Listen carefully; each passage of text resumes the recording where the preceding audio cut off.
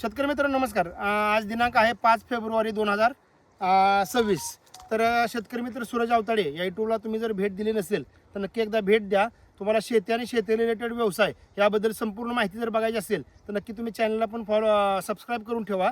सूरज अवताडे या पेजला फॉलो करा आणि दिलेली माहिती तुम्हाला कशी वाटली ती तुम्ही कमेंटद्वारे कळवू शकता. योग्य वाटली तरी तसं टाका, तुम्हाला जर चुकीची वाटली तरी तुम्ही कमेंट देऊ शकता. तर आजच्या व्हिडिओमधला जो महत्त्वाचा विषय आहे तो म्हणजे कोणतेही फळ पिकात आता बऱ्यापैकी आपण जैविक मल्चिंग करा म्हणून सांगितलं जातं. जैविक मल्चिंगमध्ये प्रामुख्याने आपण ऊसाच्या पाचटाचा वापर करतो, पण आता बऱ्याच ठिकाणी आता वीडमॅटचा वापर लोक करायला लागलेत किंवा बाजारात आता वीडमॅट जे ताडपदरी असते, जो आपला कागद असतो, जसं मल्चिंग आपण तरकारी पिकात करतो 20, 25, 30 मायक्रॉनचं, त्याच पद्धतीनं आता जे वीडमॅट आहे ते आलं आहे. म्हणजे तर एक प्रकारची ताडपदरी असते, मात्र त्याला थोडी छिद्र असते, पाणी त्यात आत जिरतं.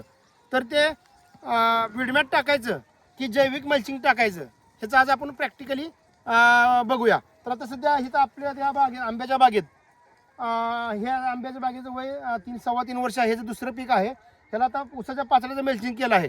तुम्ही जर आता बघितलं, हे जर बघितलं तर इथं बऱ्यापैकी तुम्हाला जास्त कुठं तण दिसत नाही, ह्याची कुठेही खुरपणी झालेली नाही. आता हे मल्चिंग केल्यामुळे इथं तुम्हाला तण खूप कमी येतं. शिवाय आपल्याला पाण्याची जी रिक्वायरमेंट असते ती पण कमी होते. पण त्याच्यापेक्षा जो पुढचा फायदा आहे म्हणजे ज्यावेळेस पाचड्याचं मल्चिंग आपण करतो त्यावेळेस वापसा धरून रान राहतं, आणि वापसा ज्यावेळेस राहतो त्यावेळेस मुळी चांगली काम करते, आणि मुळी ज्यावेळेस चांगली काम करते त्यावेळेस आपलं झाड चांगलं वाढतं. आता आपण हे मल्चिंग जे आहे पाचड्याचं मल्चिंग जे केलं आहे ते आपण साईडला घेणार आहोत, आणि त्याच्या खाली कशी काय अवस्था आहे जमिनीची किंवा मुळीची काय अवस्था ते आपण तुम्हाला मी आता प्रॅक्टिकली दाखवतोय. आता हे आपण मल्चिंग केलंय, हे आता आपण मल्चिंग बाजूला घेतोय. चल जाके बघा. आता सध्या मी काय केलंय, फक्त मल्चिंग जो फक्त पाला आहे तो पाला फक्त मी बाजूला घेतला आहे, आणि जर पाल्याखाली तुम्ही बघितलं चल तर ह्याच्या खाली सगळ्या तुम्हाला ह्या झाडाच्या मुळ्या दिसतात. आता इथं ड्रिपर आहे, इथं पाणी पडते, इथं सगळ्या मुळ्या इथे तुम्हाला ॲक्टिव्ह दिसतील. किंवा ह्या झाडात जर आपण तुम्ही बघितलं, फक्त मी मल्चिंग काढतोय, मी कोणती माती काढत नाही, काय नाही, ह्या तुम्हाला सगळ्या मुळ्या दिसतील. माती काढायची जास्त गरज पडत नाही, सगळ्या मुळ्या तुम्हाला इथं दिसतील. आणि ज्या वेळेस अशा सगळ्या मुळ्या एवढ्या आपल्या वरच्या सराला येतात, एवढं ज्यावेळेस काम करतात, कारण सगळा खेळ जो आहे तो मुळीवरती आहे. तर हे असं आपण जैविक मल्चिंग केल्यामुळं अशा प्रकारे सगळ्या मुळ्या ॲक्टिवेट होतात. आणि कशामुळे होतात तर मल्चिंग टाकल्यामुळं इथं आपला वापसा कायम टिकून राहतो, आणि वापसा टिकून राहिल्यामुळं मुळी चांगली काम करते.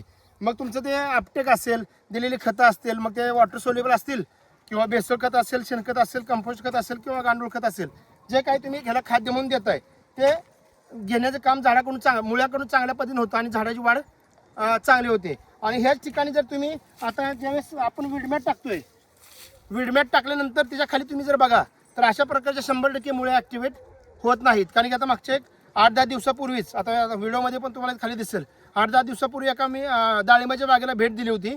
त्या ठिकाणी वीडमॅटचा वापर केला होता, पण ते ज्यावेळेस ती वीडमॅट टाकलं होतं, वीडमॅट टाकायच्या अगोदर तिने रासायनिक खताचा डोस दिला होता. 4-4.5 महिन्यानंतर ते वीडमॅट बाजूला काढलं तर ती दिलेली खतं ती सुद्धा तशीच होती. मुळी तर बघायला मिळालीच नाही, पण दिलेली खतं पण तशीच होती. मग तसं जर होत असेल तर मग वीडमॅट टाकायचं की मल्चिंग टाकायची हे नक्की शेतकऱ्यांनी ठरवलं पाहिजे. कारण की ह्याचं काय होणार आहे, आपल्याला सगळं खत होणार आहे. जमिनीचा CN रेशो असेल खूप चांगल्या पद्धतीने सुधारण्यासाठी आपल्याला जैविक मल्चिंग खूप फायदेशीर आहे. आता खर्च ह्याला पण आहे, वीडमॅटला पण आहे. वीडमॅट एकदा टाकलं की तुम्हाला 4-5 वर्ष चालतं असं कंपन्या सांगतात, पण त्याच्यापासून फायदा म्हणजे त्याच्यापासून खत होत नाही. आणि जैविक मल्चिंगपेक्षा वीडमॅटला खर्च जास्त आहे. जरी खर्च जास्त असला वीडमॅटला, तर आता मला वाटतं शासकीय अनुदान पण त्याला चालू आहे.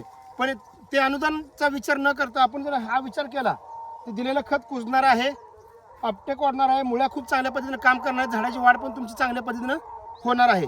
तर नक्की तुम्ही जर तुम्हाला मल्चिंग करायचं असेल, वीडमॅट टाकायचं असेल, तर तुमच्या एखाद्या बाग असेल समजा, 1-2 लाईनला तुम्ही अगोदर एक सॅम्पल टाकून बघा.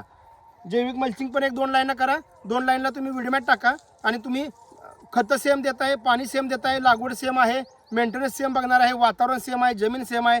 मग त्यात काय फरक पडतोय ते नक्की तुम्ही अभ्यासू शकता. तर अशाच माहितीपूर्ण व्हिडिओसाठी आपला शेतकरी मित्र सूरज आवताडे हा यूट्यूब चॅनल सबस्क्राईब करा. धन्यवाद.